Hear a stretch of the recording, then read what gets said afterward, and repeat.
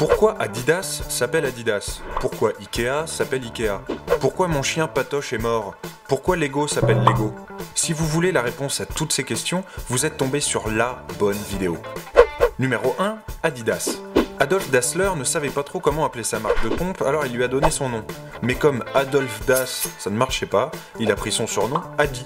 Et maintenant son nom est sur les pieds de millions de personnes. La classe. Numéro 2, Ikea. Là encore, le fondateur de la marque de meubles suédoise a utilisé son nom. Sauf qu'en plus de ça, Ingvar Kamprad a rajouté les initiales de la ferme de ses parents et de son village natal, Elmatarid et Agunarid. Donc Ikea signifie Ingvar Kamprad Elmatarid Agunarid. Pas forcément l'anecdote facile à ressortir en soirée, surtout après quelques verres. Numéro 3, IBM. Le géant de l'informatique s'inscrit dans cette tradition des boîtes qui n'ont pas envie de trop se faire chier en choisissant leur nom. Les mecs ont opté pour un très sobre International Business Machines, qui n'est pas sans rappeler les tout aussi chiants Télévision Française 1 ou la chaîne Info. Numéro 4, Pepsi. À la base, ce soda était un médicament contre les symptômes de douleur ou de malaise épigastrique. En gros, on en buvait quand on avait mal au bide. Et vous savez quel est le terme médical pour les maux de ventre? La dyspepsie. Dyspepsie. Vous l'avez? Numéro 5, Starbucks. Pour réussir à vendre du jus de chaussette à plus de 4 balles, il ne faut pas être la moitié d'un con. Et ça tombe bien, les fondateurs de Starbucks étaient des érudits. Un prof d'anglais, un prof d'histoire et un écrivain. Le camp minier de Starbo, à proximité de Seattle, leur a rappelé le personnage de Starbuck dans Moby Dick de Melville. Après avoir bien ri de cette cocasse contiguïté, nos joyeux drilles déposent le nom. C'est quand même autre chose qu'IBM. Numéro 6, Nike.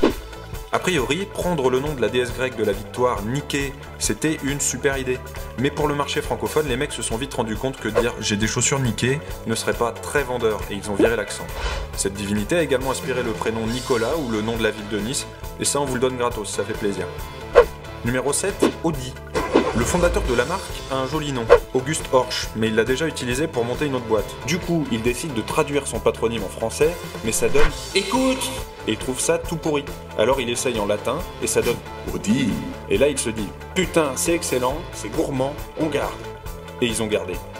Numéro 8, Canon. Eh les mecs, j'ai pensé à un super nom de boîte, Seiki Kogaku Kinkyujo. Ça veut dire laboratoire d'instruments de précision optique. Comme ça c'est clair pour les consommateurs. Heureusement, les mecs ont vite compris que pour s'exporter, il allait falloir simplifier tout ça et ils ont opté pour Quanon, le premier appareil commercialisé par la marque et dont le nom dérive d'un sage bouddhiste. C'est un peu chiant. Numéro 9, Lego. En danois, leggot signifie « joue bien », ce qui colle parfaitement aux petites briques de couleur qui font mal aux pieds. Ce que leur fondateur, Ole Kirk Christiansen, ne savait pas, c'est qu'en latin, Lego signifie « j'assemble ». Reconnaissez que le hasard fait bien les choses, non? Non?